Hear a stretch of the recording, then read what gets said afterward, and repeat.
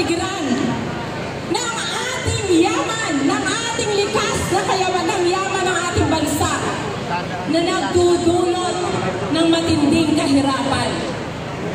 Ang ating kalupaan, ang ating karagatan ay pinamamahalaan ng mga dayuhan, hindi ng mga Pilipino. Kaya sino nakikinabang sa yaman ng ating bansa kung hindi ang mga dayuhang kapital? Kaya kasabay ng pagpasok ng mga dayuhang militar ang pagpapanatili ng dayuhang kapital. At kitang-kita natin ang karahasan sa pagpasok ng dayuhang militar. Ganun din ang karahasan sa mga manggagawa at mamamayang Pilipino sa pagpapanatili ng dayuhang kapital. Kahit kailan, wala sa interes ng dayuhang kapital o ng dayuhang sundalo, ng dayuhang militar ang kapakanan natin mga Pilipino. Walang iba magtatanggol sa mamamayang Pilipino. Walang ibang magtatanggol sa bansang Pilipinas kundi ang mga Pilipino. Sa lahat ng mga sundalo, sa lahat ng mga kapulisan na naririto ngayon, tandaan nyo, ang pakikibaka namin na ginagawa ngayon, ang pagsasalita namin ngayon ay para sa inyong mga anak. Baka hindi nyo maintindihan kung ito ay para sa inyo, pero tinitiyak namin na ito ay para sa inyo. Naisip nyo ba? Ang mga nakapwesto, ang tindi ng korupsyon.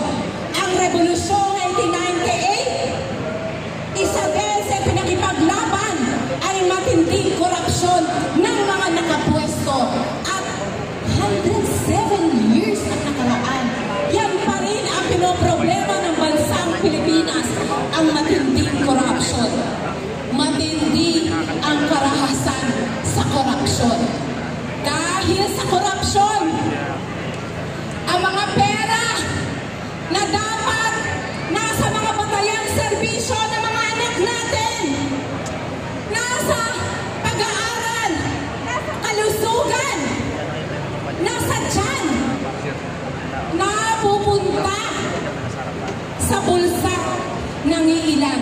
Kaya naman, may karahasan sa korupsyon.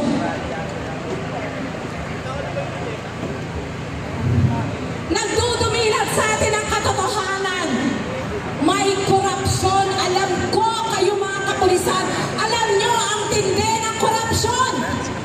Sa inyong hanay, may korupsyon sa kapulisan, may korupsyon sa militar, may korupsyon sa lahat ng sangay ng gobyerno. Kanina, tinitingnan ko yung mga barbed wire. Nakatitiyak ako sa bawat yan na humaharang sa atin. Ang sarili ko, magkano kaya ang kita dyan? Kitang-kita natin, nagdudumilat sa katotohanan dahil hindi lang natin kita, ramdaman siya natin ang matinding kahirapan dulot ng korupsyon.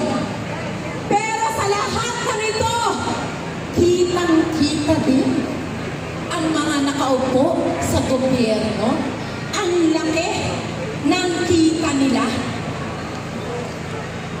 Kaya mga kasama,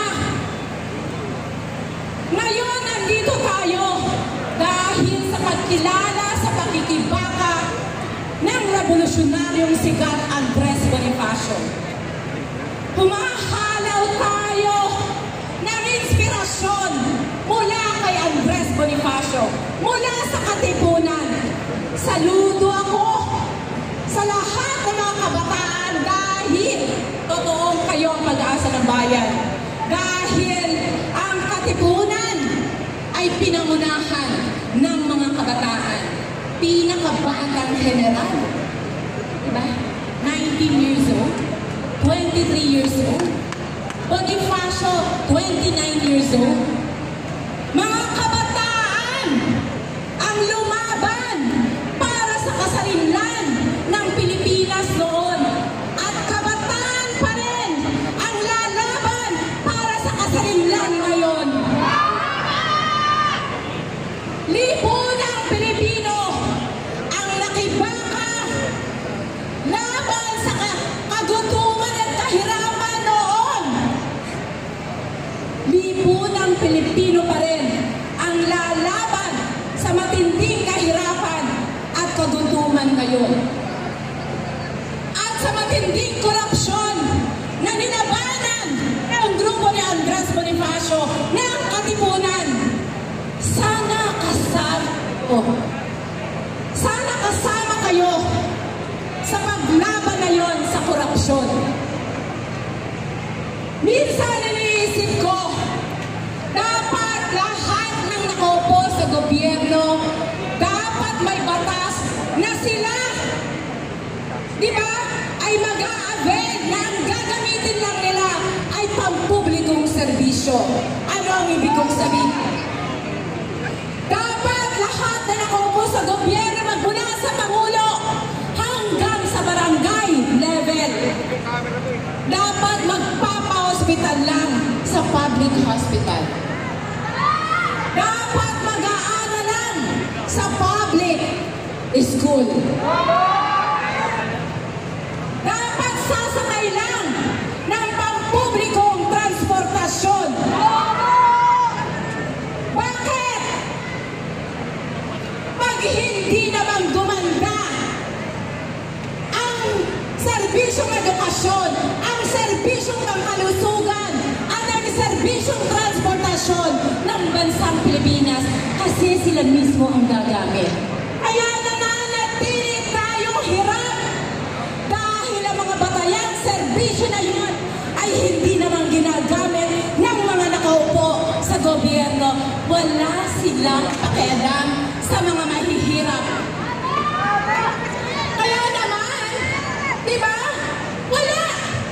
Pakialam nila kung mamatay kayo sa ospital, mamatay kayo na hindi man lang nakakakita ng doktor, mamatay kayo, di ba?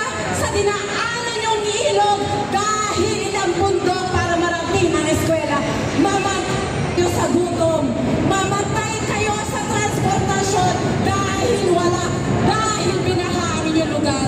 Pero mga nakaupo sa gobyerno, hindi. Buhay hari dahil private